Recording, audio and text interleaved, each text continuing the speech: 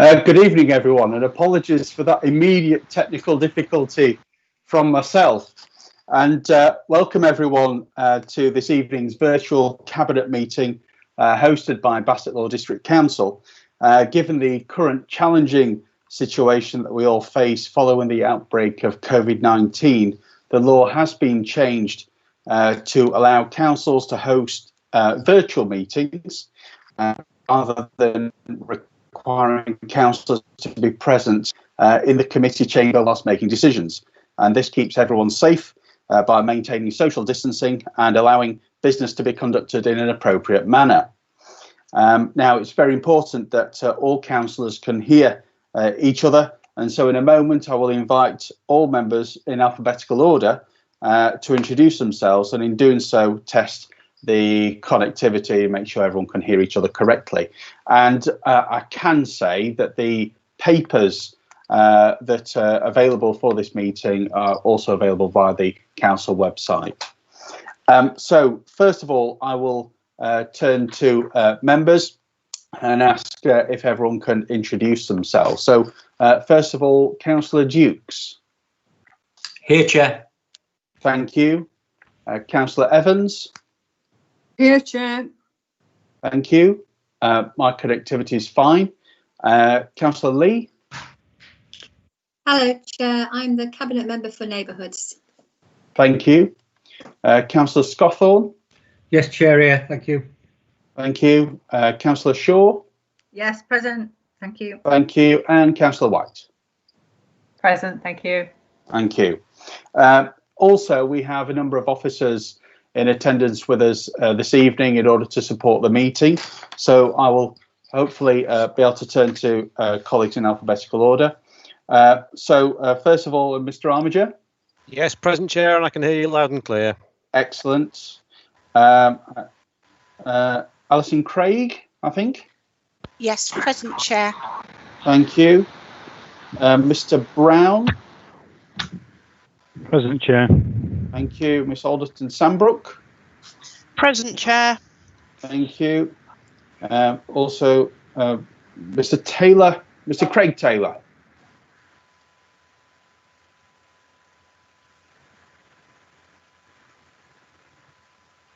If he's not got a paper, Chair, he won't be in. Right. Okay. Thank you. Mr. Neil Taylor. Good evening, everybody. Thank you. Mr. Wormold. Yes, present, Chair. Thank you. I think Linda Dorr, also present. Yes, present, Chair. Thank you. And Mrs. Hopkinson. Present, Chair. And Mr. Hill, are you with us this evening? Yes, I'm present, Chair. Right, excellent. Thank you very much.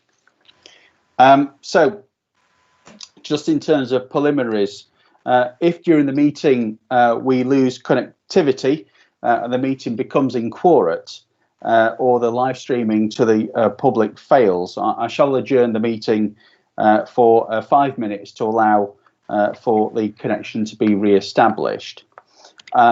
There are some confidential items on this evening's agenda, and when we reach that point of the meeting, the live streaming will be ended, and also at that stage, we will also be verifying that we're alone during the course of the meeting to comply with Code of Conduct matters.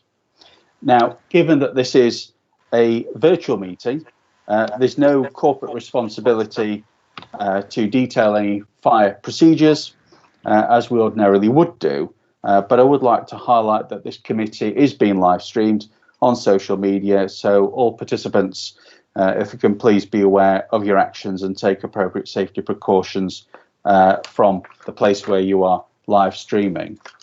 And can I please remind members to be mindful about background noise and also switch off microphones if you're not speaking. Before I proceed any further, though, I would like to apologise and introduce our liaison members to make sure that they can join the meeting appropriately. So first of all, Councillor Brand, apologies. That's okay, Chair. Present. Excellent, thank you. And Councillor Fielding? Present, Chair. Thank you very much. Thank you very much indeed.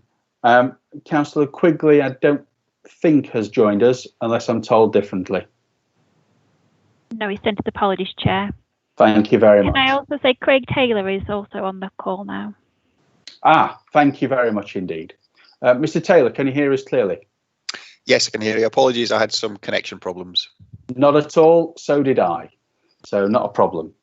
The first agenda item that I will turn to is the agenda item 1, and that is the suspension of council procedure rules for up to 15 minutes to allow for questions from members of the public.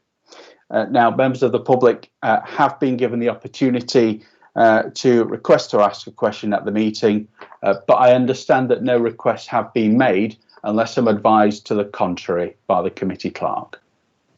That's confirmation. Chairman, we haven't received any questions from many members of the public. Okay, thank you very much. The next agenda item then, agenda item 2, is apologies. And aside from Councillor Quigley, have any other apologies been received? No, they haven't, Chair, just the ones from Councillor Quigley. Thank you very much. The next item is declarations of agenda item 3, that is declarations of interest, and from members and officers. And at this point, I would ask if there are any declarations of interest. Now, I will turn first of all to, just a moment. I'll turn first of all, I've got Councillor Dukes as indicated with a hand icon. So Councillor Dukes first. Yes, I would declare an interest in key decision 8A, Chair. Okay, thank you very much. Next, I'll take, I think Councillor Shaw and then Councillor Lee. Thank you, Chair. Declaration of interest on 8A, please. Okay, and Councillor Lee. Thank you, Chair. I also have a declaration of interest in item 8A, selective licensing. Thank you very much. Before I proceed any further, I just want to double check on something. And I imagine this will be common to colleagues that have declared that interest. Am I taking it that the level of interest is one that you'll be leaving the meeting for the purpose of that item? Yes? So Yes. Yes, Chair. I'm seeing nods, thank you. Is that right, Councillor Shaw? Yes. Yeah, okay, thank you. So what we will do, because it is being live streamed and everyone needs to be clear that the interest has been declared and people are leaving for the right reasons, and because there's a bit of a lag in relation to the broadcast, we'll just make sure that everyone has left, people can see that colleagues have left, and then we'll resume that item. And if those that are managing the IT would be able to assist me with that at the right time, that would be great. Okay. So if there are no other declarations of interest to be received, I'll turn to agenda item 4, which is minutes held for the meetings of the 2nd and 16th of June of this year. And I will ask, first of all, if there are any colleagues that wish to disagree with those minutes being accurate, I think is the best way I can address that one. If there are any concerns, then please feel free to raise them now. Otherwise, I will take it that everyone is in agreement with them. And that being the case, therefore, I'll take those as being agreed. And we'll then move on to agenda item 5, which are the minutes for action and implementation, to be found at pages 19 to 20 of the agenda. And I will ask if there are any comments or observations regarding that item at all. If there aren't, I'll take that there isn't. And I'll move on to agenda item 6, which is the outstanding minutes list, to be found at pages, 21 to 26 of the agenda. And are there any comments or observations in relation to that item? I'll take that as a no, and then move on to agenda item 7, which is the forward plan, to be found at pages 27 to 30 of the agenda. And I'd ask if there are any comments or observations regarding that item, first of all. And I don't see any being raised. Oh, sorry, Miss Alderton-Sandbrook. Thank you, Chair. Just to note that we do have an update to the local plan on this evening's agenda, so there isn't a necessity for the one in September. Thank you, Chair.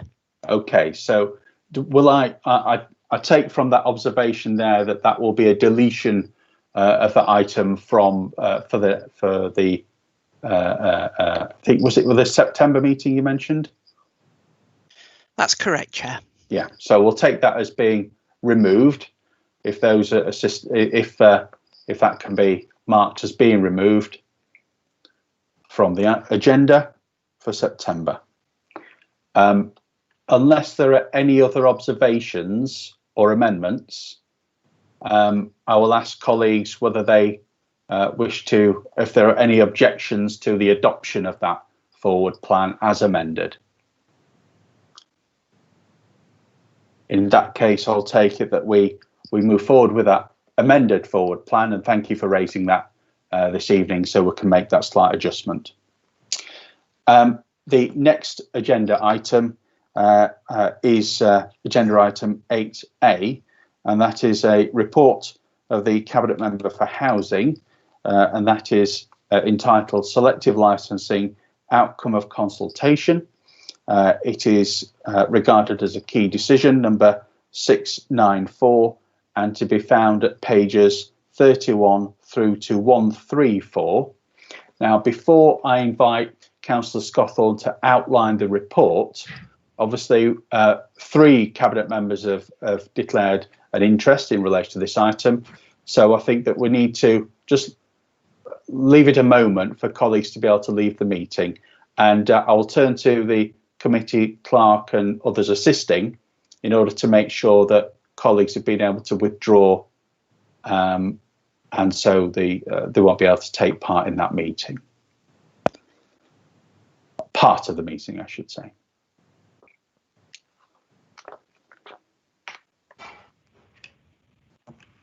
Chair, I can confirm that they've now left the meeting.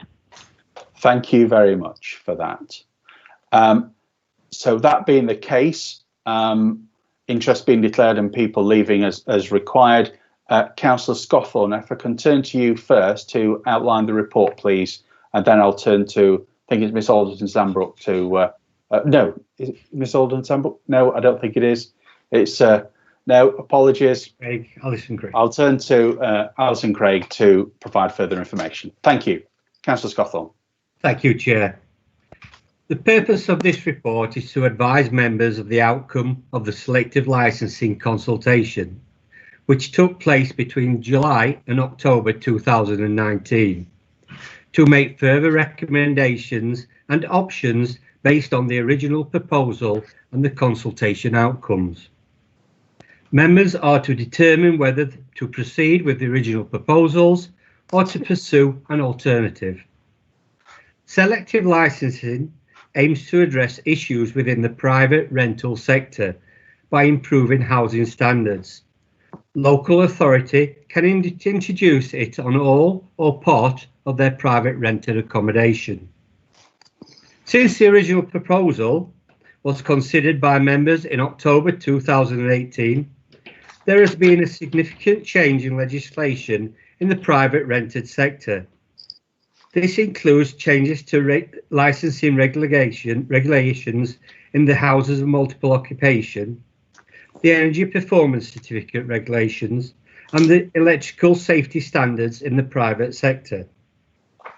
In October 2018, Cabinet approved a 12-week consultation period based on the proposal in Appendix 2 in the 3 areas of Works Up South East, Works Up Central and works up Sandy Lane.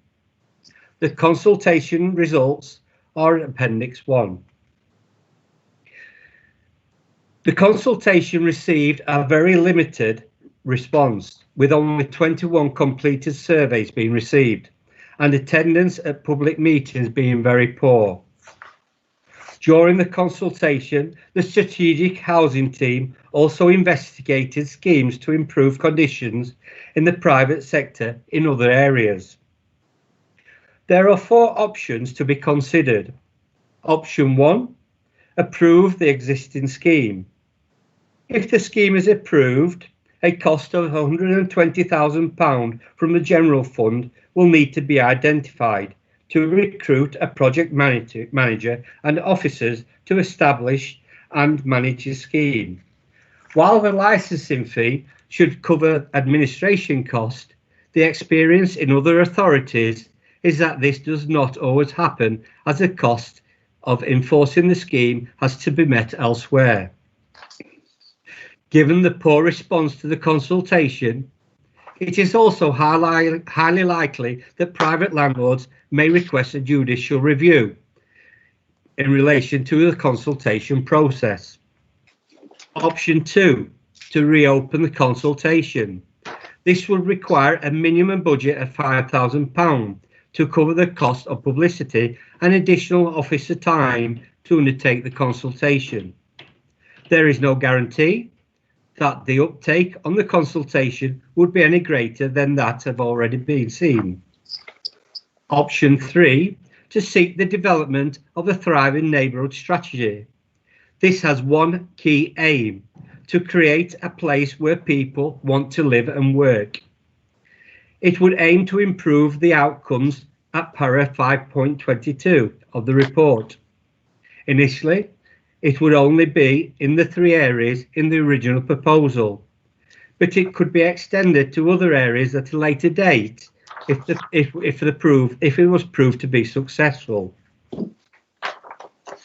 To achieve such measures, there would need to be we would need to establish a partnership with other key stakeholders to work together to improve a wide range of indices of deprivation across the partnership, and to pool resources to help improve standards in those areas, including health and well-being. Several other authorities have already begun to explore this option, including Ashfield, Derbyshire, Barnsley and Rotherham. A successful scheme would see an improvement in the index of deprivation chosen to be monitored over the life of the strategy. These could include income, employment, education, skills and training, health, barriers to housing and services, living environment and crime. Option 4 would be to reject all the proposals. It is recommended, Chair, that members reject the existing selective licensing proposal in favour of investigation into and developing a draft thriving neighbourhood strategy. Initially, for Works Up South East, Works Up Central and Works Up Sandy Lane area. A further report will be brought to members outlining the draft strategy and to seek approval to consult on it. Thank you, Chair. Thank you very much.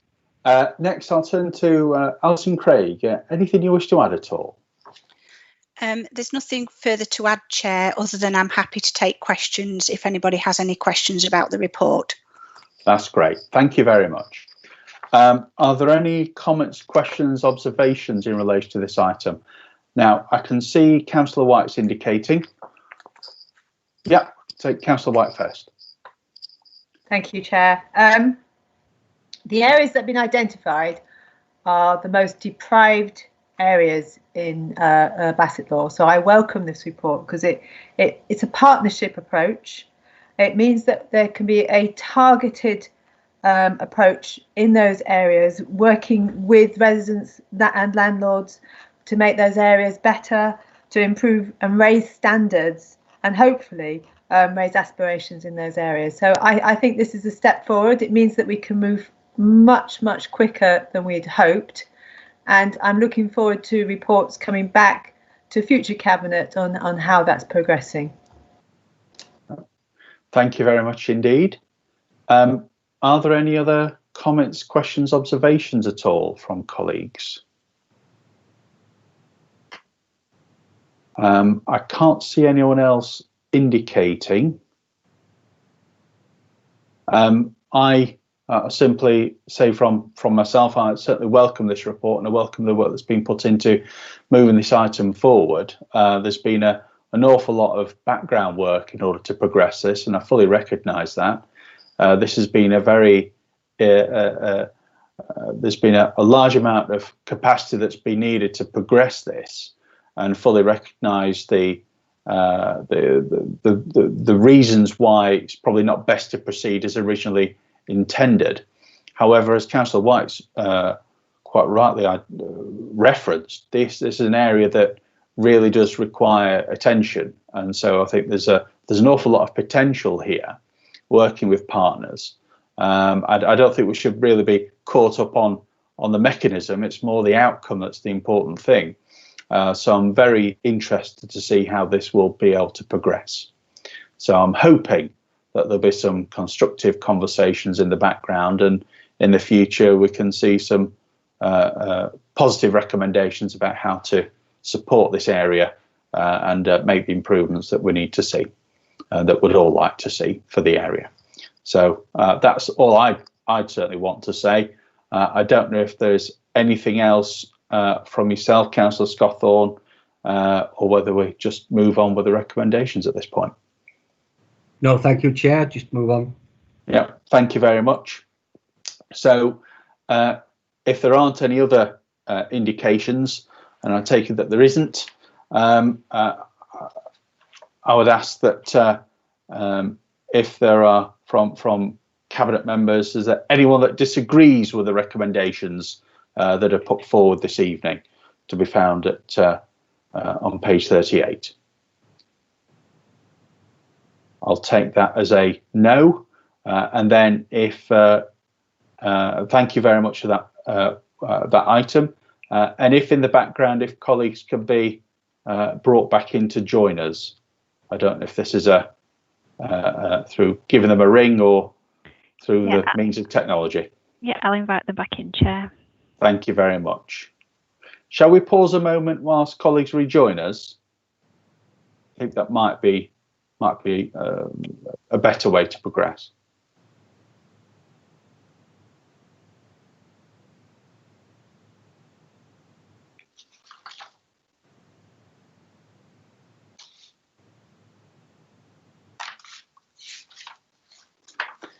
And just whilst colleagues are rejoining, the next item will be the housing revenue account, to be found at agenda item 8B, and that is at page 135. I'll recap that again when colleagues rejoin. Everyone has rejoined the meeting, Chair. Oh, that's great. Thank you very much. So we'll move on then. So thank you for colleagues for rejoining the meeting. And we'll move on to the next agenda item, which is 8B, the housing revenue account 2020-2021 onwards, to be found at pages 135 to 154, another housing related item. And I will hand over to Councillor Scotthorne to outline the report, please. Thank you, Chair. The purpose of this report is to advise members of the current financial position in the HRA, following the development of a new 40-year HRA business plan model, to advise members of the impact that the recent stock condition survey has had on the HRA business plan, and to outline the financial strategy within the HRA subject to further discussion. The Council is required to develop a 30-year business plan for the HRA. This plan identifies all the annual income and expenditure, both capital and revenue, needed to deliver services to tenants and maintain the housing stock over the same period. This also includes assumptions about the economy, government rent policy, maintenance standard, stock changes, borrowing requirements, and debt management assumptions over the same period. A key driver in the HRA business plan is the Independent Stock Condition Survey, which was presented to members in January 2020. One key aim of the housing services following the return to the council is to take a proactive approach to the long-term management and maintenance of this housing stock. The current business plan provides limited information to facilitate this, and therefore a more sophisticated model is required, and a new HRA business plan model has been purchased and prepared.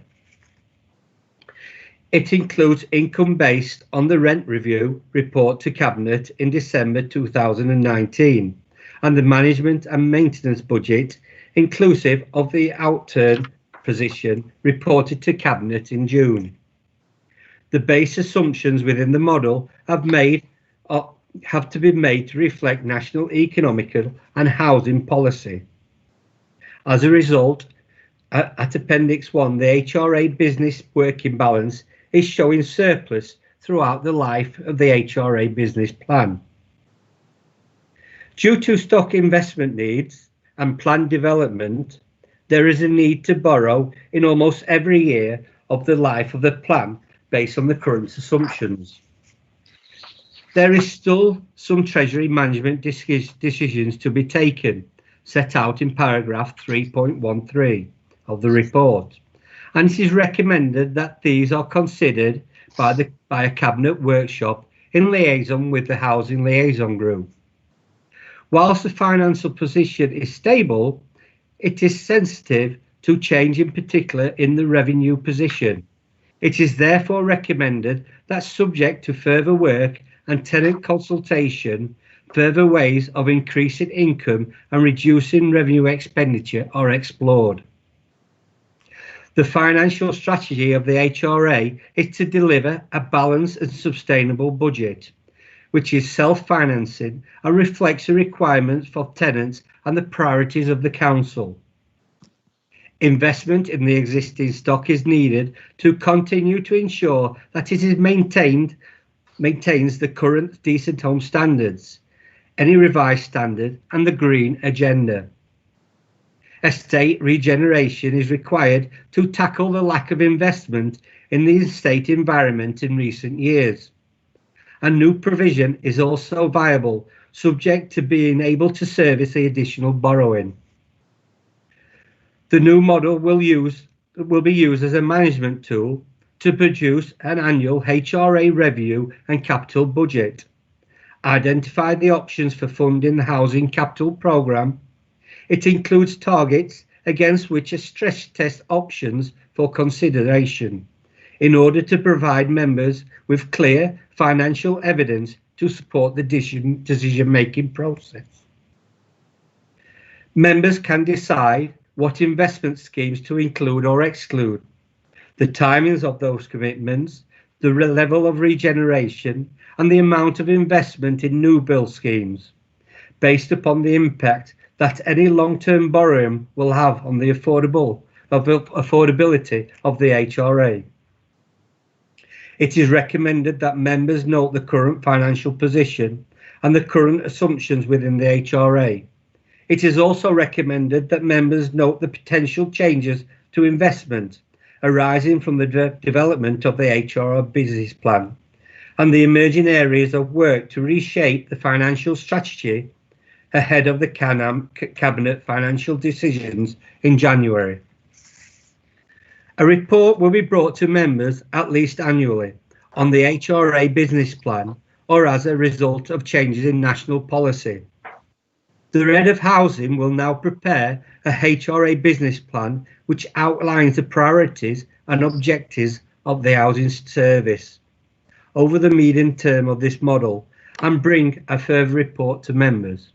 Thank you, Chair. Thank you very much. I'll now turn to Alison Craig. Is there anything you wish to add at all?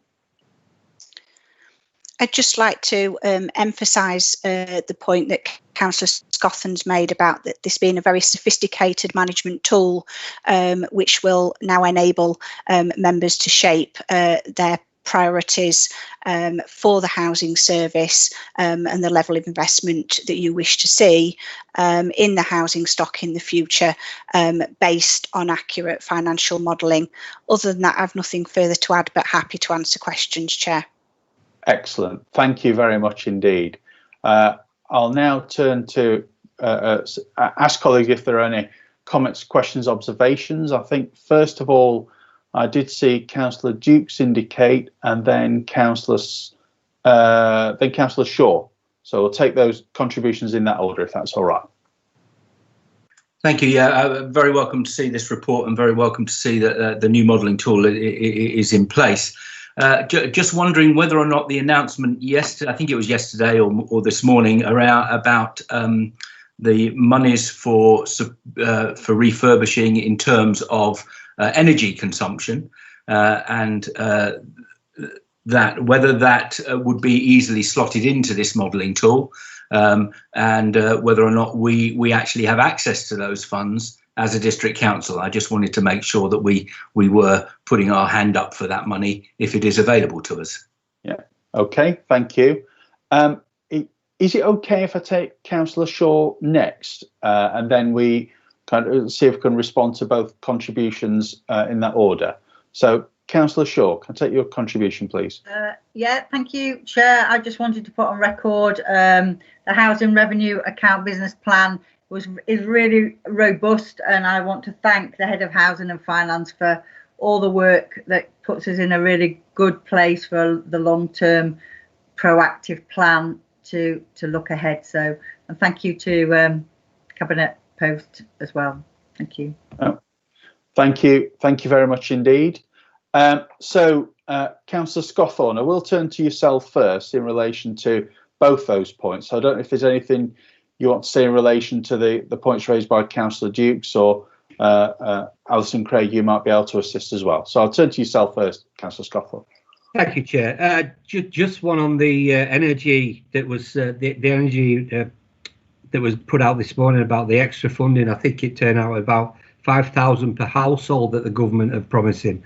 Bassett Law again is blazing the way with, it's already brought a report to Cabinet, I think 2 Cabinet reports away, where it offered warmer homes, and people in Bassett Law are now taking the chance now to have insulation and new boilers and things funded by the government, and obviously this is probably going to be looking even more available in the coming months. I'll let Alison, and again, just before I go on, I'd just like to thank all the housing team for these reports. I forgot to do that earlier, but I'll let Alison carry on with the conversation, if you don't mind, Chair. No, not at all. No, thank you very much. So, Alison Craig, any thoughts or views on, I suppose, government announcement? How does that? How do we progress that? And what would do you think there's any thoughts on process and impacts on what our business plan might be on that item? Thank you, Chair. The housing stock itself, we do have a very high level energy performance rating within our stock.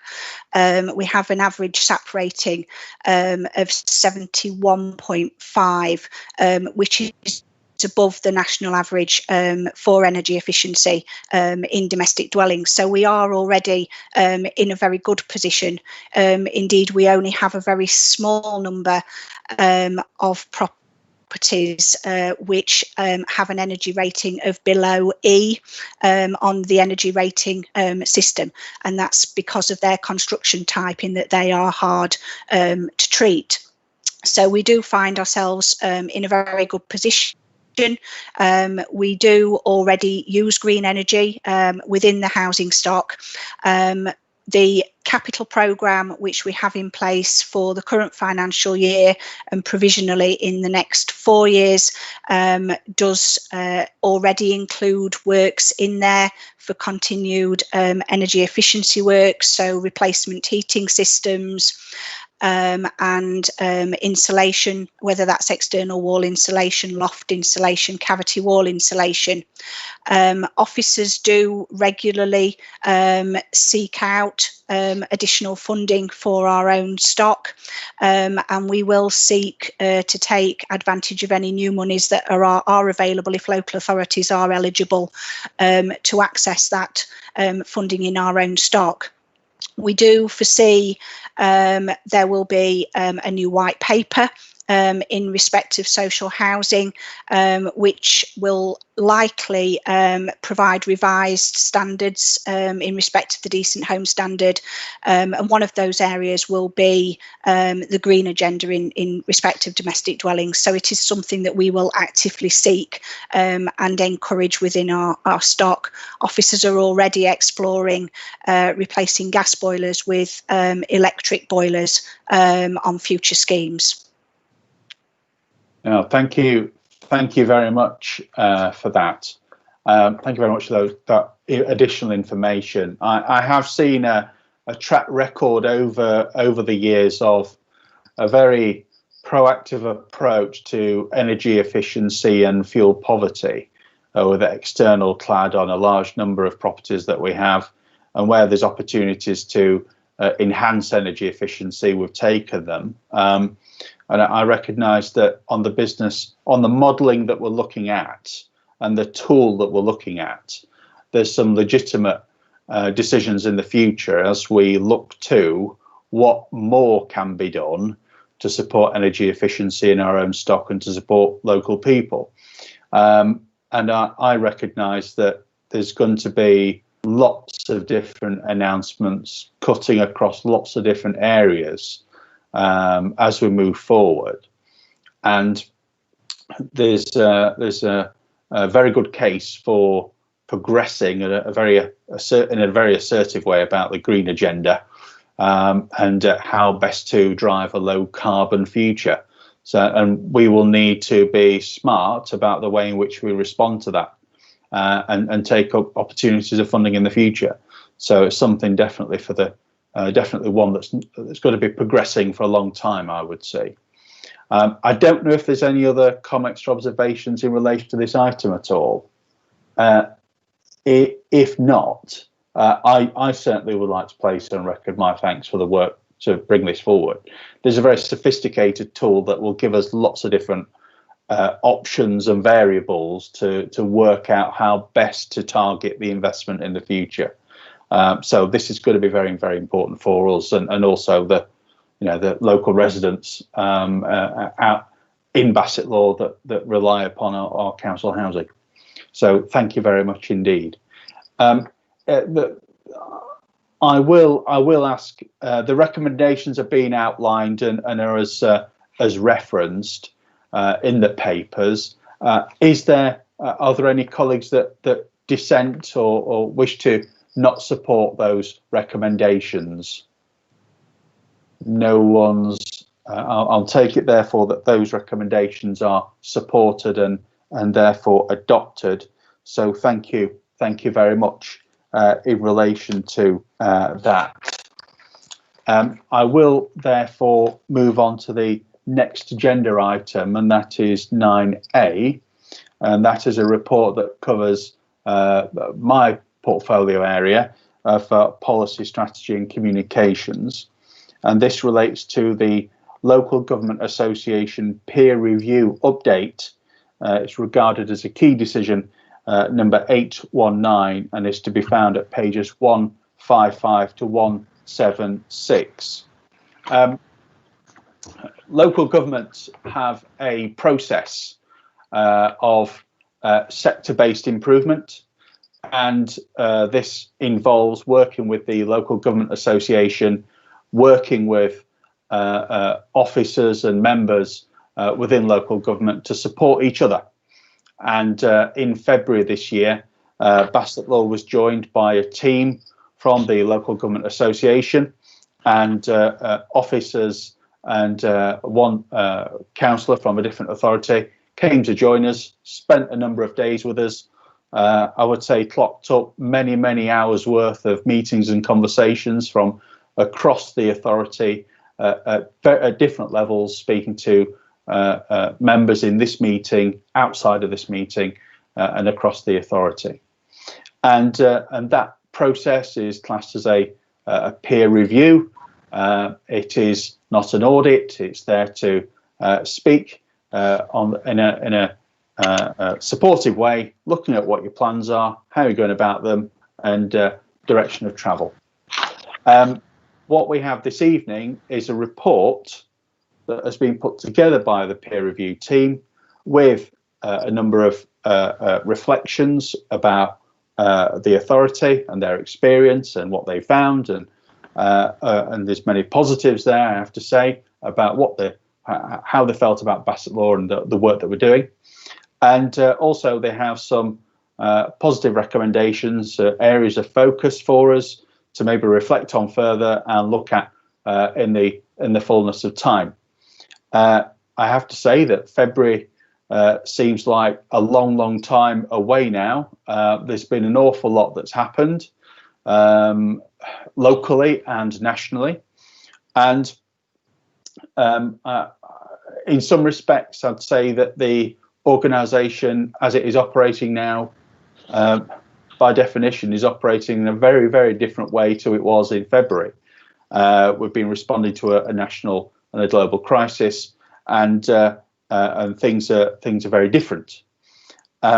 What I am really quite pleased by, with the views and reflections that they had, is that they certainly found in their key messages that there was strong visible leadership. There were good relationships corporately between members and officers, and that there's good visible community leadership of place, and that is very important, and that we're being seen as very proactive in relation to seeking community benefits and improvements, that we have a good understanding of our local area and its needs and its priorities, and that really puts us in good stead.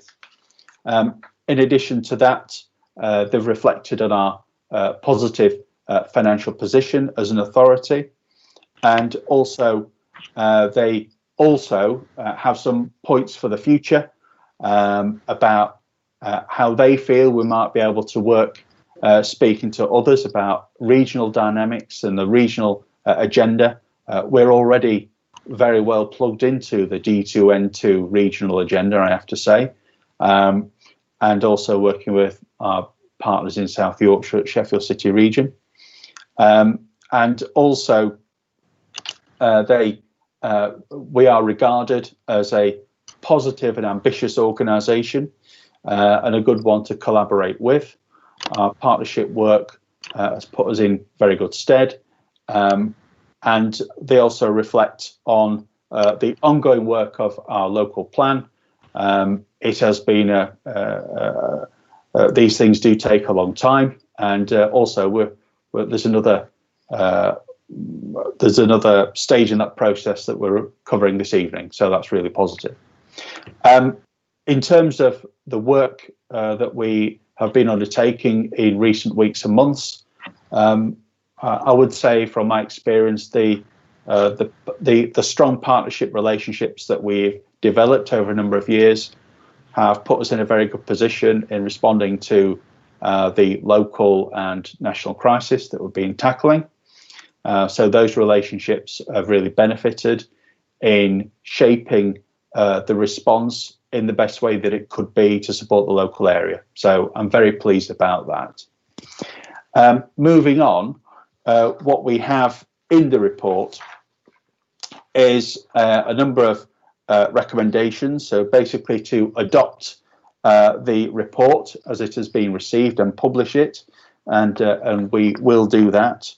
And also we'll be looking to updates on a regular basis with particular areas of focus, and what we have at Appendix 1 is a number of areas for consideration for us, and you'll see at Appendix 1 to be found at page 161 in particular, on 162, you'll see the different members and officers that will be progressing those items. So that apologies for the rather lengthy explanation and outlining of that report, but I felt it was thought it was needed. And what I will do next is turn to the Chief Executive to ask if there's anything further that he may wish to add at all. Not really, Chair. There's 8 conclusions as you've identified in paragraph 3.3, 7 recommendations which are analysed in paragraph 3.4, and management team, following last week's appointment of the interim director of corporate resources, will be looking at this together with the work programme for the next year, because as you so rightly identified, the world has changed, and a lot of these things we are going to have to look at very carefully, I think, or at least look at them in a new way, even since this report was drafted for you this evening. So there's a lot to do. It is positive, which is very pleasing, and that, I think, reflects all the work that everybody put into the peer review and the supporting documentations that was submitted to them, which I have to say was identified by the LGA as one of the best they'd seen. Thank you very much. Oh, thank you very much indeed. Are there any comments, questions, observations at all? I think I can see Councillor Dukes, you've identified you'd like to make a comment or observation. So yeah, thank you, Chair. I think some of the key things that have been picked up in here around the way that we look at community, the way that our partnership working is strong, all of that has been seriously borne out in the last 3 months in the work that we've been doing locally to support the community through the crisis that we've been living through. And I think that this report does go some way to highlight it, and I really welcome the Chief Executive's comment that what we've got here obviously is something that is going to need to change. Some of the recommendations will be moving forward because of the crisis that we're in, but I think it's very strong on how much we are engaged with the local community and how we work strongly with that community to support each other. And I think that's key from this report. Thank you, Chair. Thank you very much. Next, I'll turn to Councillor Scawthorne. Yes, Chair, thank you. I echo everything that people have said about this report. I think one of the main issues, we are going to see difficult times ahead. We all recognise that. But one thing that stands out right through the peer challenge was the way that officers and members worked together and the relationship they had. Another thing that I think we need to look at is the way that officers and members and unions worked so well together, and how many places you can go through the country where you can say that you have a positive relationship with the unions. I think it's great the way we work as a council, and I think we're in a strong position to go forward and succeed in making this even better place. And I thank everybody for all their hard work. No, thank you very much. You're absolutely right. It isn't just about the relationship between members and officers. It's our strong relationship with our trade union colleagues is very important to us. Members of staff across the authority have been through a great deal of change, especially in recent times, and that change has been quite incredible and quite dramatic in some cases, completely changing the way in which people have been able to work. And I'm really pleased for the positive relationship that we have working with our trade union colleagues, and the way in which we can approach issues collectively in order to get the right outcomes across the board. So that's really positive. Thank you. If there aren't any other comments, questions or observations, the recommendations are as outlined at 6.1 and 6.2. Are there any? Is there any dissent from those recommendations? I'll take it as that being a no, in which case we'll take those as being agreed. So thank you very much in relation to that. The next agenda item I will turn to is 9B, and that is to be found at page 177. It's another report in my portfolio area. It's entitled COVID-19 Recovery, and classed as a key decision at page 827, and this item runs to page 182. I will say a few words in relation to opening of this report before then turning to Mr. Armiger. This report details the work being undertaken in relation to the district's recovery from COVID-19. The report to Cabinet 2nd of June identified the issues that have arisen as a result of the COVID-19 pandemic, the initial response within Bassetlaw, and the emergent issues for the area, leading to the development of the recovery plan for Bassetlaw. As was identified in that report, the Council has played a key role in the wider response to the COVID-19 emergency, and much of the work to date has been focused through the operation of the Nottinghamshire Local Resilience Forum.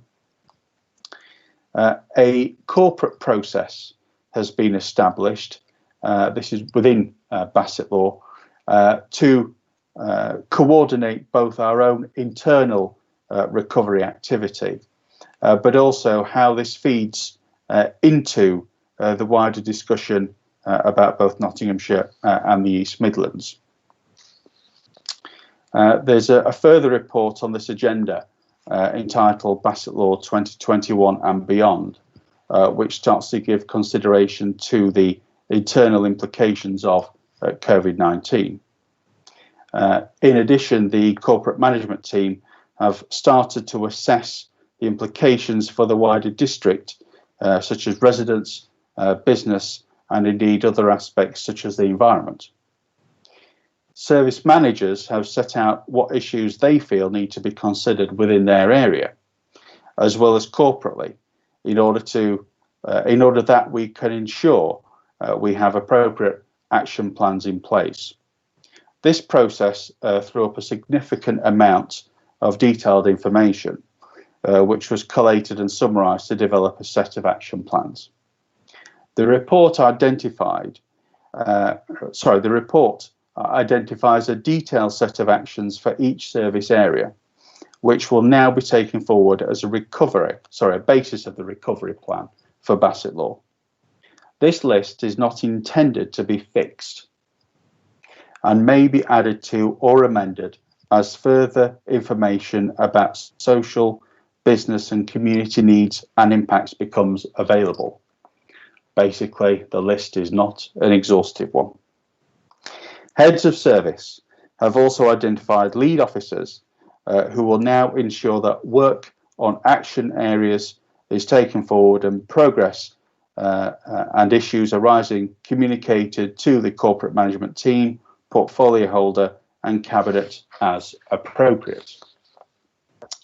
And there's the recommendations to be found at 6.1, and that is that cabinet notes the work done to date in relation to COVID-19 recovery planning, and that updates on individual actions will be discussed with portfolio holders and brought back to cabinet as appropriate. Thank you. Mr. Armiger, is there anything further you wish to add at all?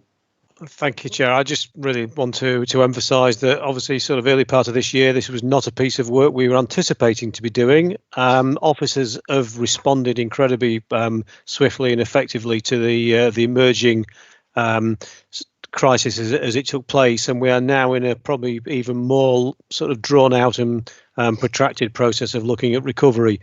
Lots of work is already taking place. So Beverley is working very heavily with other Nottinghamshire districts, and in fact chairing the group looking at high streets, There's a lot of work going on in picking up individual areas, and there's a lot of learning to be done from this process, because we've adapted the way we work and we've adapted the way we engage with communities across the district, and that's something we now need to build on. So this piece of work will give us a sound basis for identifying where we need to put our the emphasis of our work going forward, identifying those areas that are most at risk and those that need the most support, and building a strong action plan to take that forward. And it will be in the long run. It will be something that takes us a long period of time, but I'm fairly confident that given what we've achieved to date, this is something we're going to make sure we come out of this stronger than we were at the beginning. And happy to answer any questions. Thank you. Thank you very much. Are there any comments, questions, observations on this item? Take Councillor Shaw, please. Thank you. Yes, thank you, Chair. Thank you for the report. I just wanted to highlight health and wellbeing, which isn't obvious in that report. However, in the background, there's a lot of work taking place with Doncaster and Bassetlaw NHS Trust, as well as the CCG and the links to Nottinghamshire Health and Wellbeing. So it's not overt within that, but there's a very powerful undercurrent of work around health which is going on. Thank you. Thank you. Absolutely, yes. There's going to be plenty for you to do on that, Sue. So I think there's quite a bit coming your way anyway, and Craig's heavily involved in that as well. So yes, but I take the point. It probably could have been drawn out a little bit more on that basis. No, thank you. The report itself could have been far bigger, physically far bigger than it currently is. But I have to say that there's identifying the areas of focus is just as important as going through all the detail subsequently. So it could have been this long.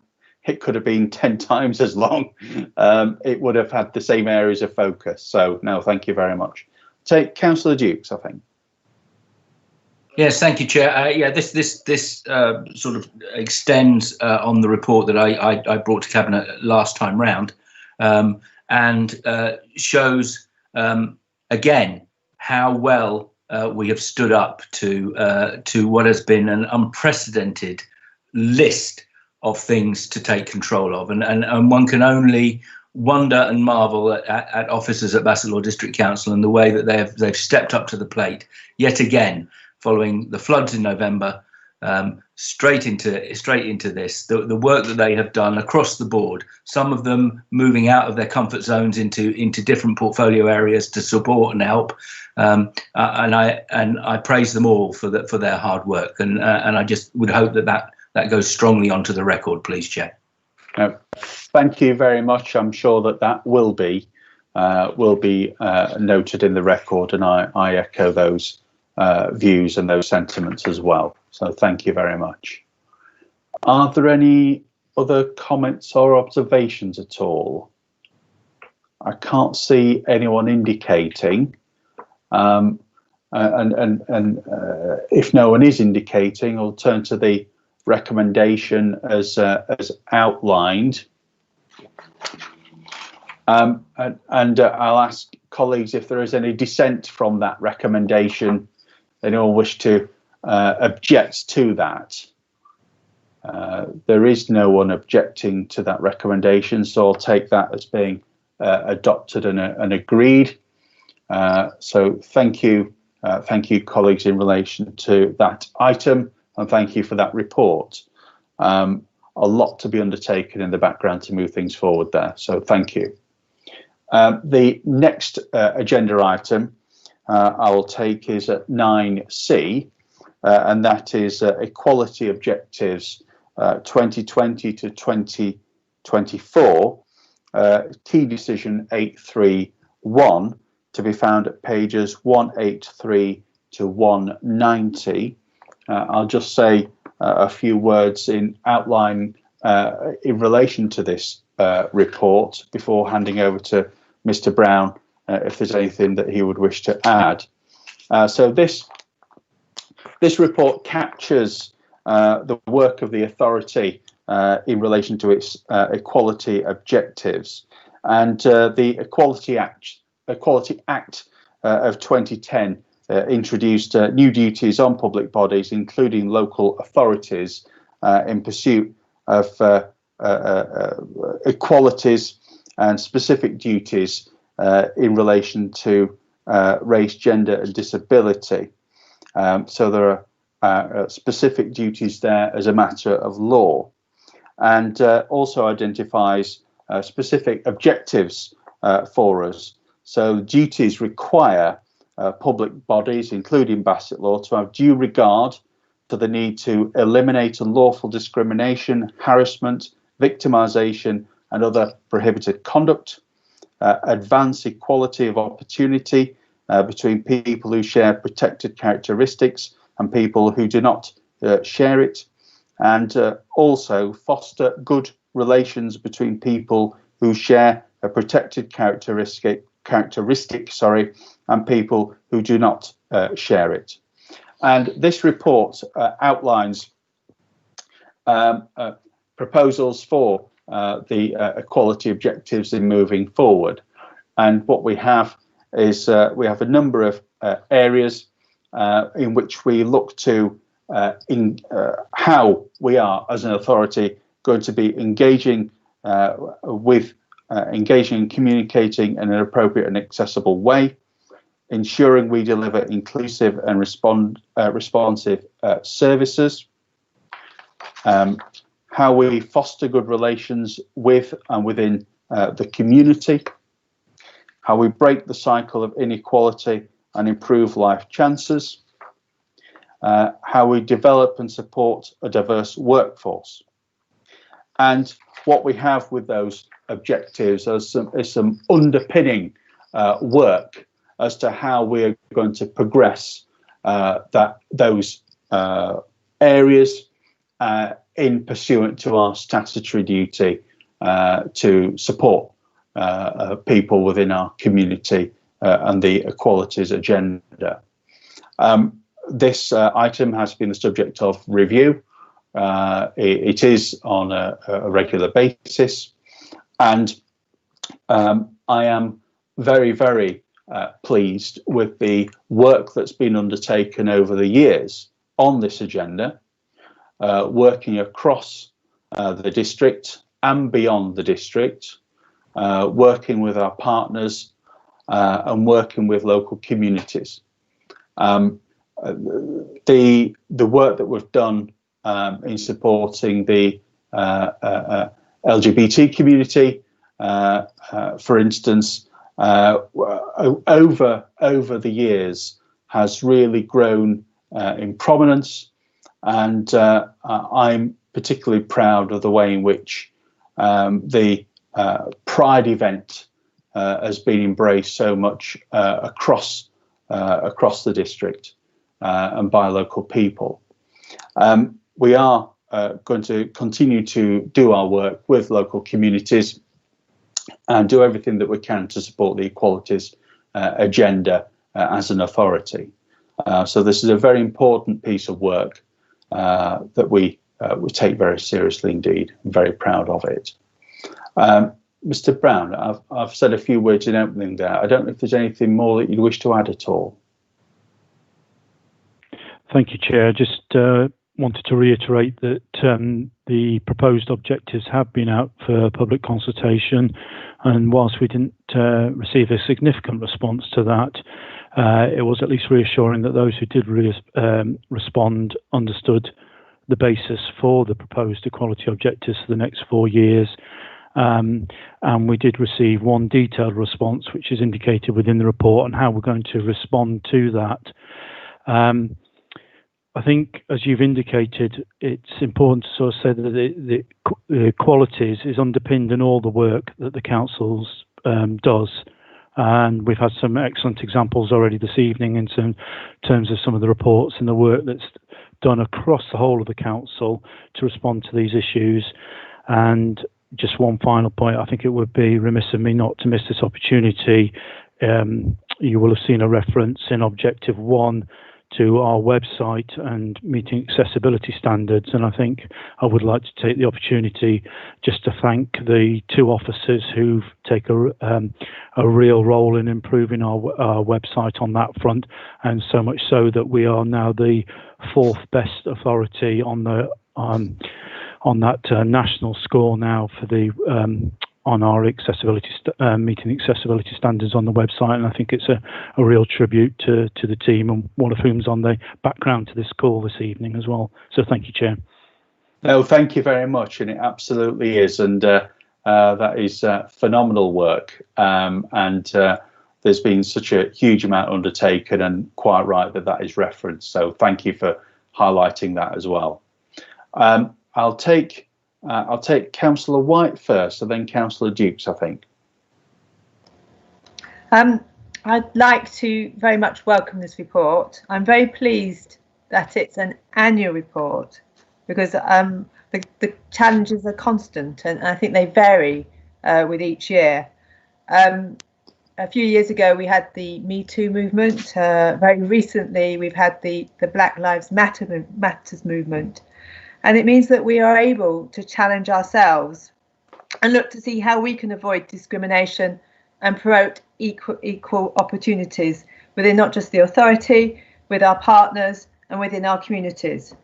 It also means that we can act as leaders, and we can raise standards and use this to promote our values.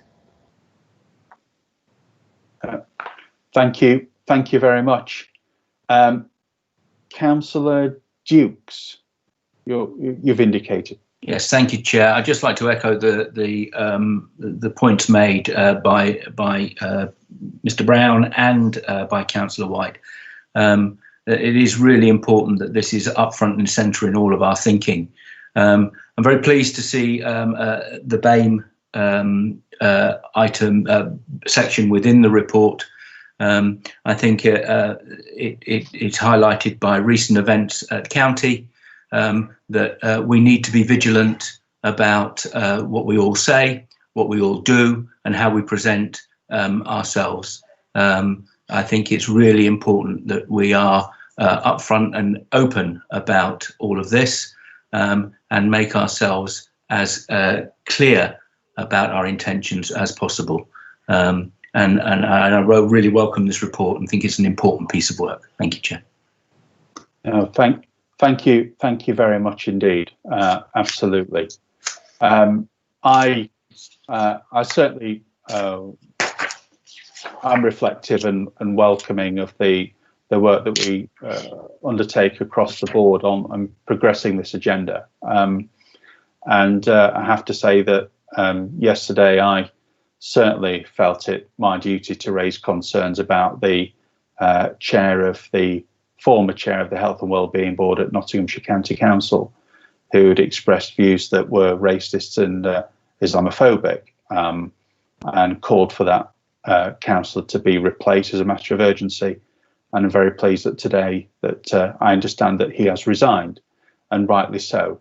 I made it clear to the leader of the county council that this person should not hold public office with those views, and in addition, certainly should not have been appointed to the role that he was. I feel that also put back actually a lot of positive work by Nottinghamshire County Council, and I'm very pleased that a line has now been drawn. In addition, I'm very reflective of the careful use of language, because irresponsible language creates tensions and actually does damage. So we have to be very careful in our use of language as individuals, and certainly in public office and the work that we do. That aside, are there any other comments, questions, observations at all?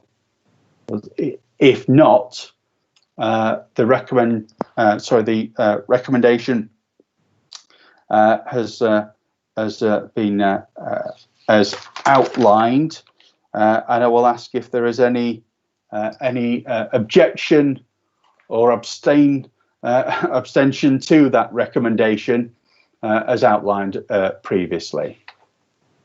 If not, I will take it that that has been carried and adopted, and thank you, colleagues, and thank you, Mr. Brown. The next agenda item that I will move to is agenda item 10A, and that is a report of the Cabinet Member for Regeneration, local plan update. It's a key decision 543 to be found at pages 191 through to 206. And at this point, I'll hand over to Councillor White. Thank you, Chair. I welcome this opportunity to provide an update on progress following the consultation events held between 15th of January and 26th of February. The scope of the consultation was set up to be flexible, responsive and extensive, with a schedule of dates and venues around the district where site allocations have been identified, with pre-meetings being set up with local interest groups, plus additional meetings and events were held for communities who are expressing site-specific concerns and interests. People were actively encouraged to comment and to discuss their concerns with officers. The Council's website and social media was an integral strand of the consultation process and meant that we fully complied and went beyond the statement of community involvement that was agreed at Cabinet in January. Consequently, 726 responses and 3 petitions were received, each with over 100 signatures, which was significantly higher than for any other strategic planning document. Most respondents commented on more than one policy or planning issue, and therefore representations were received in the thousands. All will be considered in the development of the draft local plan and the SIL charging structure. Prior to the COVID-19 lockdown, the production of the local plan and SIL charging schedule was meeting the set timelines, but now there's a slight impact on the production of key evidence-based documents, for example, where site visits are required. However, officers are confident that once government guidance allows this work to continue, they will be able to move forward without significant delay. And before asking colleagues to support the recommendation at 6.1, I want to confirm that the information contained within this report is the only data on the progress of the local plan that has been shared in the public arena. Thank you very much. Ms. Alderson-Sandbrook, I think turn to yourself at this point. Thank you very much, Chair. The portfolio holder's been quite extensive in her summary there, so I don't have a significant amount to add, other than just to confirm that we are at Regulation 18 stage of the local plan development, and in the analysis of the responses during the consultation, that's quite the proper manner in which Regulation 18 is carried out. Once we have done that, we will be progressing to the next stage, and of course there will be a cabinet presentation accordingly. But I would reiterate that we are not significantly moved away from the time schedule as published at this point in time. So thank you, Chair. Happy to take any questions. Thank you. Thank you very much for that. I was about to ask if there was anyone that indicated. I can see that 2 colleagues have already. I'll take Councillor Shaw, then Councillor Dukes. Thank you, Chair. I just wanted to place on record the thanks to officers who attended all those local consultation events. They were absolutely brilliant, and I went to a number, and you know, the staff were engaged and there later into the evening, and it went on, and I just, you know, it was absolutely brilliant. And consultation and participation is very close to my heart, and that was a great example of it in action. So thank you. Thank you very much. Councillor Dukes, and then I can see Councillor Brand, you've indicated, so I'll come to you next. Thank you. Thank you, Chair. Yeah, I'd like to echo what Councillor Shaw has just said.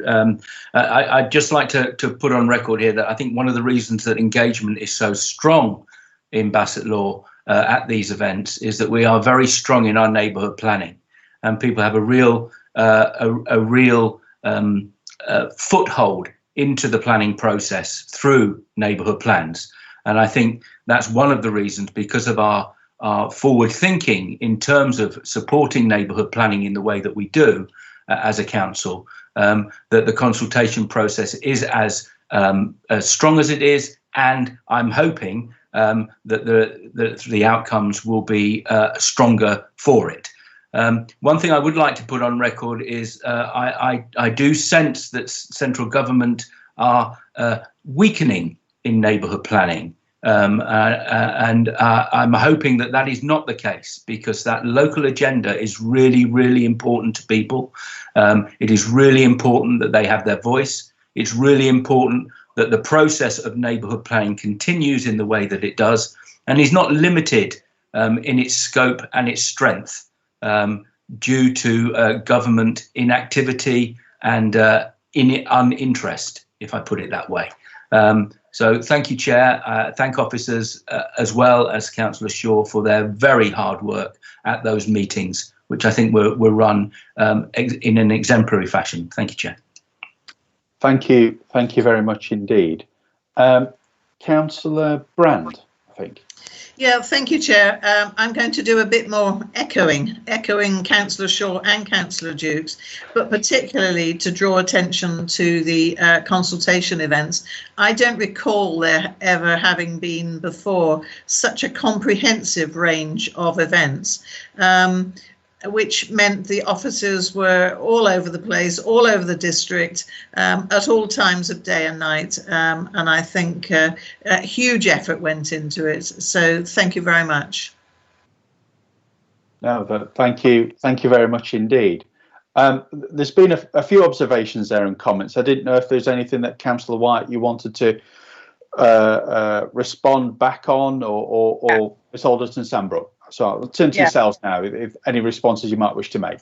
Yes, I'd just like to thank people giving thank yous, because certainly it was important. It is very important to our officers that they hear what a local community is saying about the local plan. It does help feed into what comes forward. But I'd also like to echo Councillor Dukes' concern about the government's changing of the NPPF rules on neighbourhood plans, and the fact that after 2 years they have to be renewed. And you said it's because the government aren't listening and they're ignoring what's going on. What the reality is that the pressure for them is to build houses. So they'd rather undermine the neighbourhood plan in order to get more houses being built, and that's totally against what we as an authority and what we as local communities want. We want local people to decide where houses are built, what type of houses are built, and have total control of what goes where.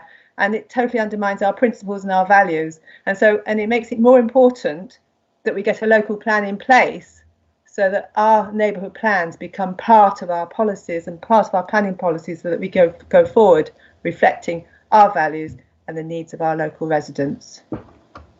Thank you very much. Ms Alderton Sandbrook, anything you wish to add at all? Yes, just to confirm that we are very successful as an authority in delivering neighbourhood planning. To reaffirm, we have 29 designated areas, 15 adopted neighbourhood plans, and we have a number that are waiting at this point in time to move to referendum once the restrictions are lifted at this point in time. That is a very, very exceptional record that we should be proud of. We really do embrace community engagement in Basset Law. Thank you. Thank you very much. There used to be a government policy, I remember, called localism, and there used to be a great enthusiasm for enabling local communities to have greater control about the way that their own local areas develop and thrive and prosper, and have a greater ability to help steer positive development in their local area.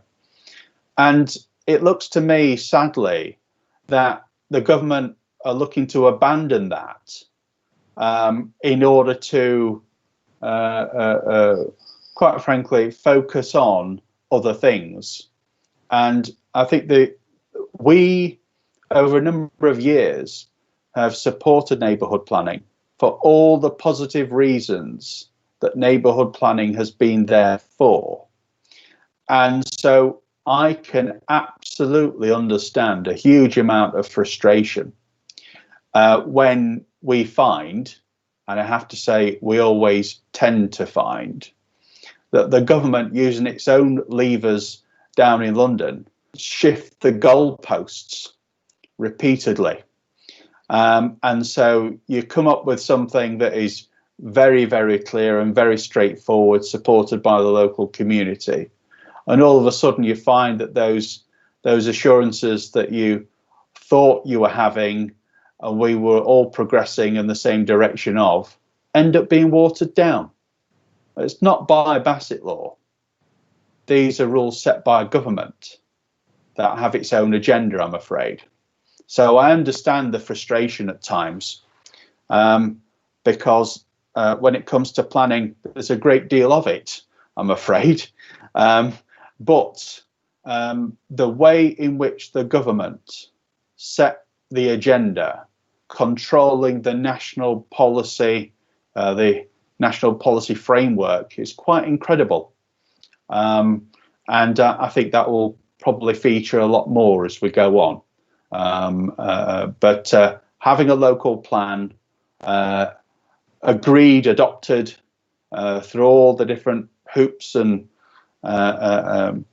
get through all the different processes that we need to get through is going to be a very positive step for us. And I will say, after I've just said a bit about neighbourhood planning, I suppose, the way in which we have responded and to the engagement that there's been is quite incredible. There were meetings that were packed out with local people wanting to engage, wanting to know more. How can I have my say? And what can I do to get my point of view across? And that's exactly what's needed as we work through all these issues that you have to deal with in development of a local plan. So I'm very pleased that we've been able to get so many responses and work through them systematically. So that's very, very important for us to make sure that the end result is as good as it can be, I have to say, supporting the local area and what we want to collect, what our collective ambition is. So those comments aside, and apologies for the length there, are there any other comments or observations at all that that colleagues wish to raise? If not, then I'll simply turn to the recommendation that we have identified at 6.1 on page 195. Is there any objection or abstention to that recommendation at all? If not, I'll take that as that recommendation as adopted and carried. And thank you for that report. I know that there's a lot of work that will be ongoing on that agenda, so thank you. The next item I will take is 10B, which is Heritage at Risk Strategy, Key Decision 770, to be found at pages 207 through to 224. And I'll hand over at this point to Councillor White again. Thank you. This report seeks the adoption of both a Heritage at Risk strategy and provides an update on the Heritage at Risk register that was last updated in 2012. In Bassett law, we have over 1,000 listed buildings and scheduled monuments. Inevitably, some of these have deteriorated and some will be at risk of collapse or falling into disrepair due to their condition. When this occurs, they are placed on an at-risk register. There has been a change to the national classification of risk, so our reassessment includes the new measurement tool. The scale used to read from 1 to 6, with 1 being at greatest risk. The scale now runs from A to F, with A being at immediate risk of further rapid deterioration and no solution given. Agreed. The register has been updated with several key buildings removed following restoration, such as 26 to 28 Grove Street and King Edward VII School, and 23 to 24 The Square in Retford. Once the council has surveyed all the heritage at risk, there will be an understanding of how best to address intervention, including how and where to prioritise resources. This is the point of why we need a strategy, which we haven't had before. National planning policy requires us to have a plan, in our case the emerging local plan, that provides a clear understanding of the management of our heritage assets. This heritage at risk strategy will feed into that wider overarching placemaking document. The strategy enables us to dig a bit deeper and understand why the heritage asset is at risk and what we can do about it. We are proposing 3 approaches to the strategy. 1, awareness, which means undertaking surveys, appraisals and speaking with owners. 2, prevent, which means using planning policies to prevent harm and to restore and to source grant funding. And 3, resolve, which means requires using enforcement powers such as urgent works notices and enforced sale if necessary. The strategy determines that there will be a focus on those that are in the worst condition. Primarily the category A's and B's, and it will seek to address those. However, less complex cases will also be pursued, as these are often quicker to resolve and the wider benefits to an area can be substantial. Interventions will begin with letters to all affected property owners. Whilst this document provides an update on the 2012 survey and a full district-wide survey of all 1,000 plus listed buildings will take place later in the year, the register will then be updated where required once the full survey is completed. By visiting the Bassett Law website, and the page is spelt out in the report, you'll find details of listed buildings surveyed so far, and this provides some very interesting and informative reading about some key buildings that are largely hidden within the district. And I ask you to support the recommendations at 6.1. Thank you very much. Ms Alderson-Sambrook. Quick comment, Chair, just to say that this is a very extensive piece of work, and it will actually result in the biggest documentation of heritage assets that we have in Bassett Law. For any members of the public that are tuning in this evening, I would strongly recommend that they follow the link on the agenda to have a look at the document that accompanies the report. That it is a very, very interesting read in terms of the history of buildings, the condition of them, and the heritage assets that we do have. There's many in there I wasn't even aware of at this point in time, so it's a very good read, Chair. I have no further comment. Thank you. Thank you very much. Any comments, questions, observations at all? Take Councillor Dukes. Thank you. It would be no surprise that I have a comment on this report, seeing where my ward sits. A lot of listed buildings in my ward, obviously, and I think it's really important to say at this point that although buildings may be at risk, maybe returning them to what they were is not the best way forward. The repurposing of buildings of a heritage nature is just as important. Buildings have always been flexible.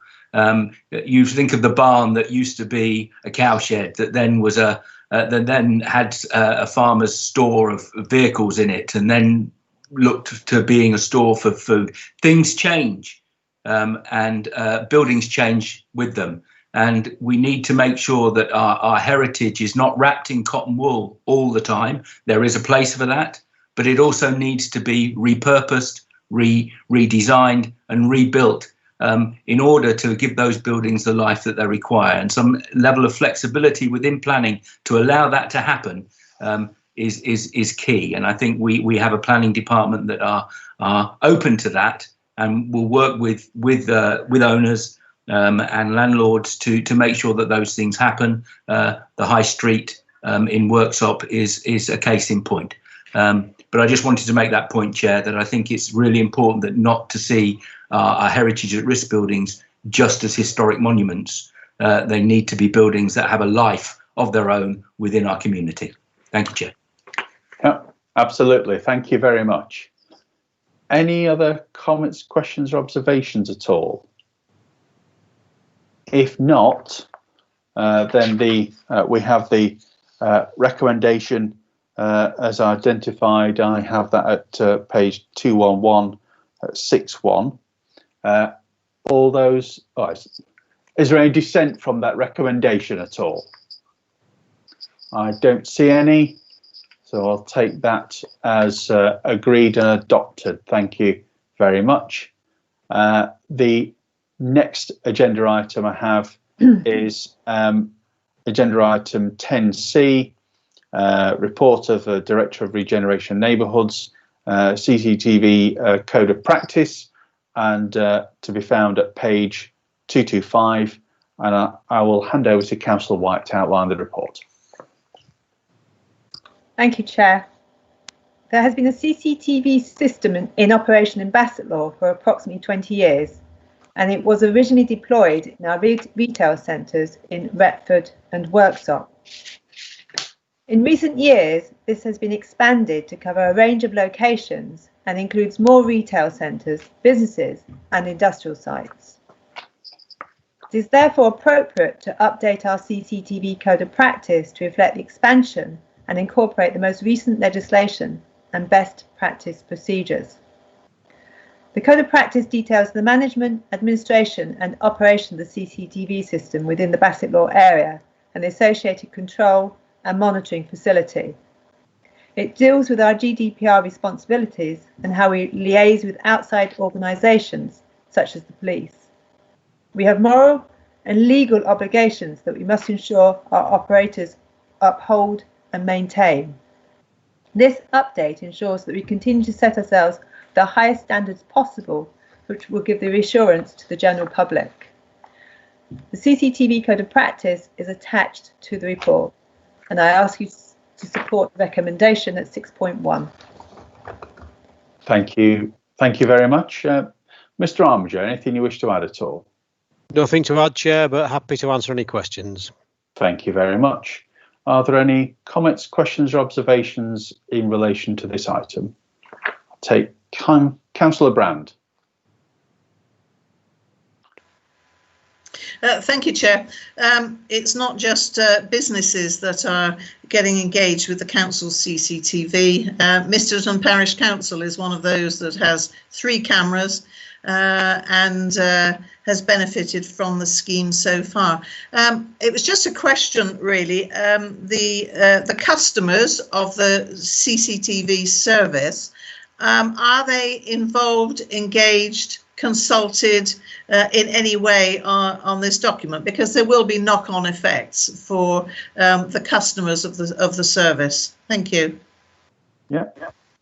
Okay, thank you. I don't know if Councillor White or Mr. Armiger may wish to respond on that item. I can see Mr. Armiger's indicated, and then you may have just taken that down. No, I did, just to flag up that was there. Yeah, all right. It isn't directly a consultation exercise. I think the most important thing about this is to set out our duties and obligations. But I do take the point. It is something it's probably worth having a conversation with. In the past, in reality, the key partner was the police, and they were clearly very centrally involved in the process. But there may be specifics that come out of rolling out the system into the wider communities. So I pick that up, and I will have a conversation about how we can do that in the future. Thank you very much. Are there any other comments, questions, observations on that item? I'd certainly say that it's very positive that the coverage has been able to be expanded. I have to say that is very positive, and so very, very pleased that we're in a position where the coverage has been expanded to support business and others. So that's really a positive one. If there aren't any other observations or indications, we've had the recommendation as outlined to us. is there any dissent or abstention from that recommendation by Cabinet? I'll take that as that there isn't any dissent and that recommendation is adopted. Thank you, and that is agreed. So thank you for those reports. The next item I will move to is agenda item 10A. It's a report in my portfolio area, policy, strategy and communications, Bassett Law 2021 and beyond, to be found at pages 265 and 272. And I'll just say a few words before inviting the Chief Executive to add a few words as well.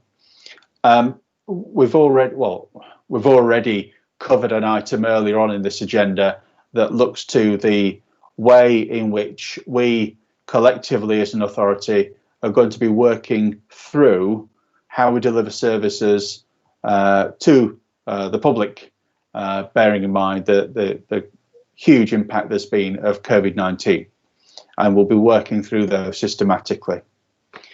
What we have here, so there's a report that almost has a outward focus. This report looks more towards how we organise ourselves in order to make sure that we can deliver effectively to support local people and business. There's no doubt at all that the impact of lockdown has had across the country had a huge impact in the way that local authorities such as Bassett Law operate, make their decisions, deliver services, how teams can work effectively together.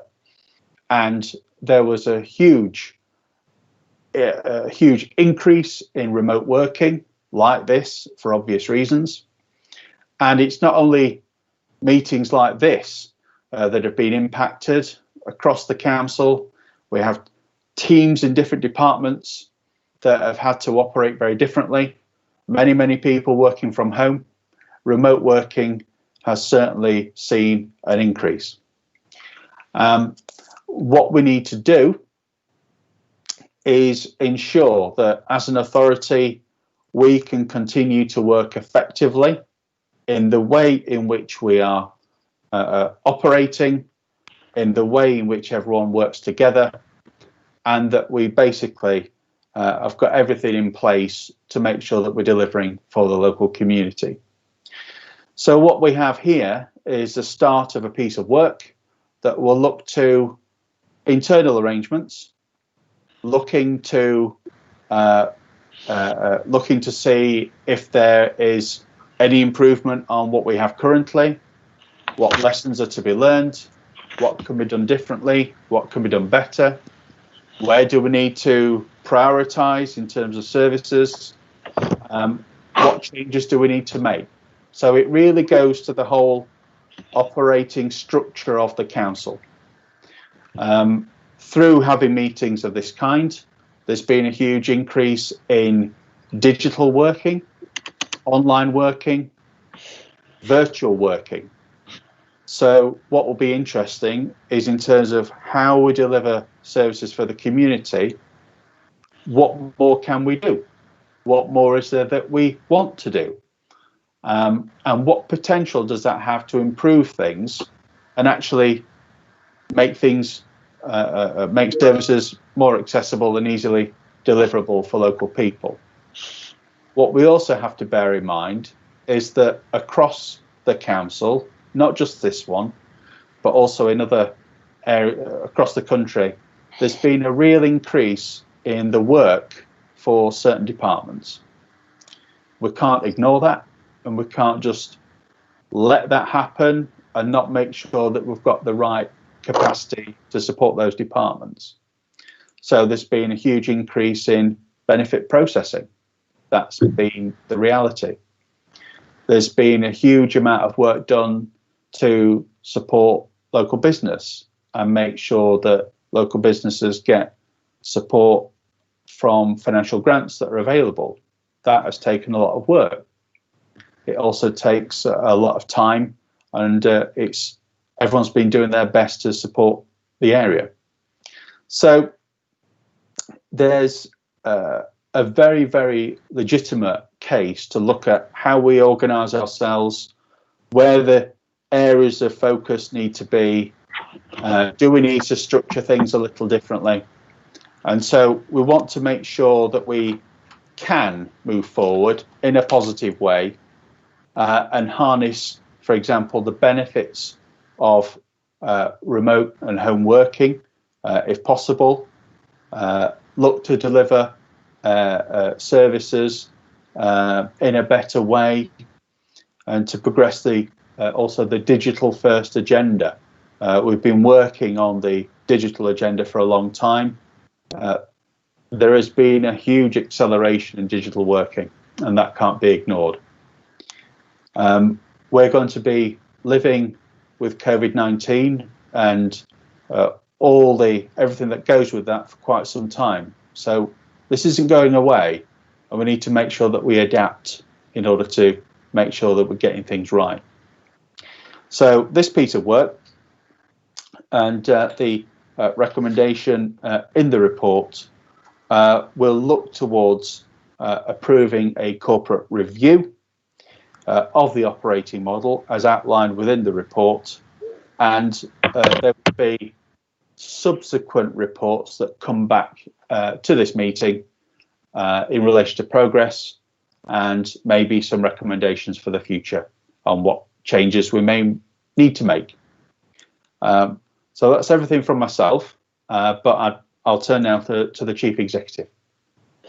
Thank you, Chair. Since 2009, this council's lost £6.9 million in government funding each year, and we are still developing our services in response to that. And paragraph 4.3 gives you some good ideas about how well the council's performing in terms of homelessness, benefit response, what we're doing in terms of business grant performance, and our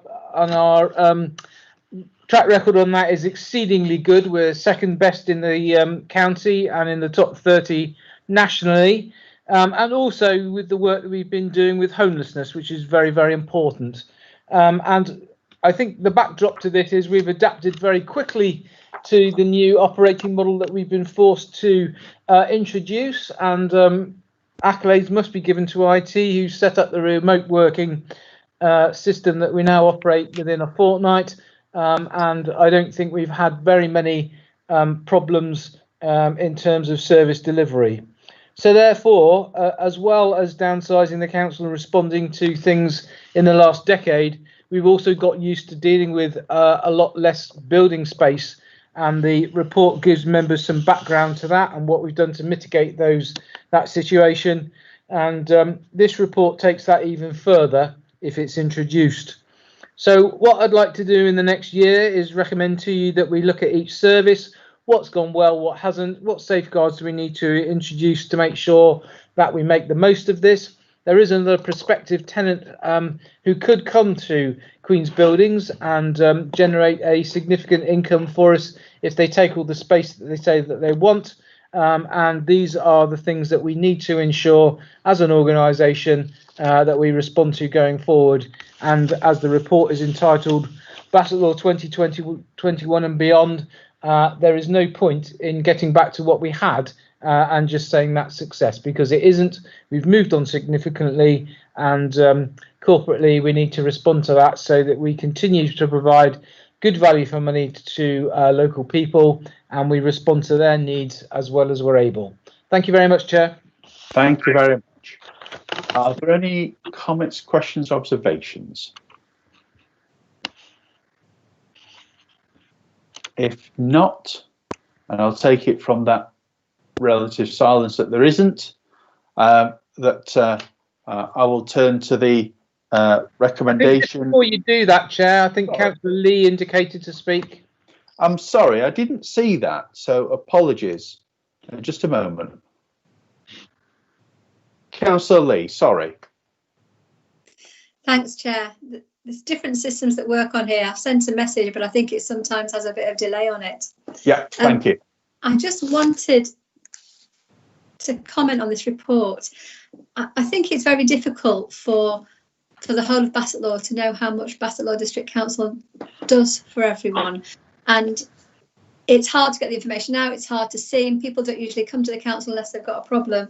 But looking at how we have managed a loss of £7 million pretty much over the last 10 years, and done all the things that we've done and responded so well, and are amongst the best councils in the country at responding to everything that COVID's thrown at us. And just from my area of responsibility, we continued collecting green waste, we continued collecting recycled waste, we continued collecting general waste, and we also are picking up bulky waste.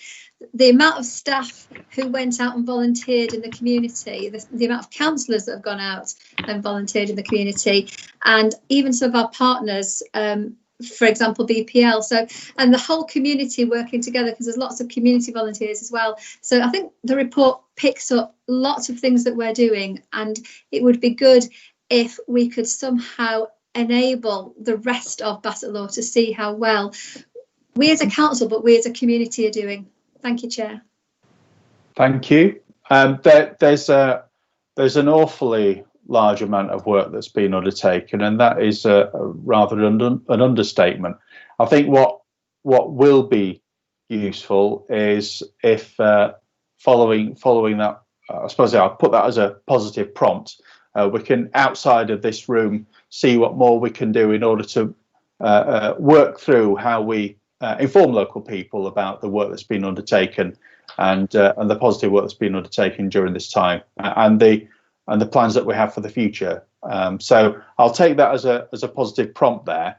Outside of this meeting, we'll be able to progress that further. I'll take it on that basis. So thank you very much. Are there any other comments or observations? I don't think there is, so I'll be doubly sure this time. I will turn to the recommendation as outlined at 272. Is there any dissent to that recommendation, or anyone that wishes to abstain at all or disagree? Take that as a no, in which case I'll take that item as adopted and agreed. Thank you very much. The next item that I will turn to is a referral. It's agenda item 12A, which is a referral from Overview and Scrutiny Committee on the 16th of June.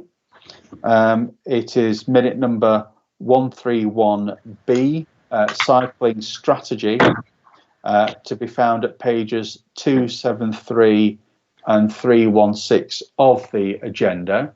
And just by way of brief explanation, the Council's Overview and Scrutiny Committee has been undertaking a large piece of work looking at what more can be done to support cycling in the district, and everything that goes with that. Formally, that report is coming to us this evening, so it's fed to us, and it's a matter for us to receive that formally now, and then in the next few weeks, basically to work through that item, work through the recommendations. There are different implications for those recommendations, so we need to work through them carefully. There are finance implications, and also other considerations that we need to take. So I will turn to Mr. Brown, actually, just to ensure that, just to see whether I've missed anything out by way of that brief explanation. No, that's the situation, Chair. Obviously, Cabinet receives this, considers the input from officers and others, and then coordinates its response accordingly. Thank you very much. So I don't know if there are any comments or observations in relation to this particular item, but we're formally receiving it this evening in order to then consider it and respond to overview and scrutiny. So I don't know if I will take Councillor Dukes at this point. Thank you, Chair. Yeah, can I just thank Overview and Scrutiny for the hard work that they've obviously put into this report. I think it's a very interesting piece of information. I know that locally we are looking within our neighbourhood plan at how cycling can be linked up with the national cycle routes and how that can be engaged in within the neighbourhood planning that we're putting forward in our review of our neighbourhood plan. And I think other neighbourhood planning groups are looking in the same way as well. So I think it's an important piece of work at this time, and I look forward to seeing what the response is from officers and how that then comes back to Cabinet. Thank you, Chair.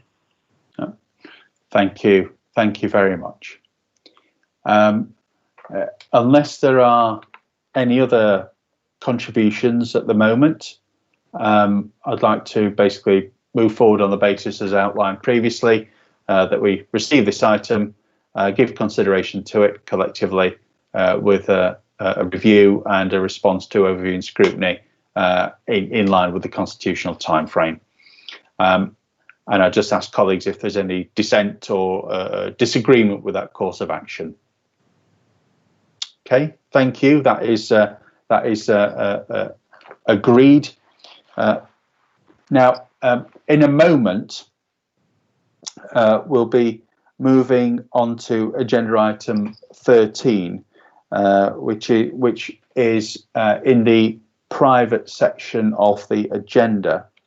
So in a moment, there are some items that we can discuss in public and some items that we have to discuss in private. So in a moment, the live stream will be stopped as we move to the confidential items on the agenda. And I would like to express my thanks to everyone that's been able to watch the live stream of this meeting. And I now need to move to I suppose you could say, a formal resolution that we do move to the private section of the agenda. So for the purpose of colleagues, can I please confirm that in accordance with Part 1 of Schedule 12A of the Local Government Act 1972, and after considering the public interest test as set out by the officer in the body of the report, members agree that the following items of business involve the likely disclosure of exempt information as defined in paragraphs 2, 3 and 4, and therefore in accordance with section 100A of the Act, the press and public be excluded from the meeting. Is there any dissent from that course of action?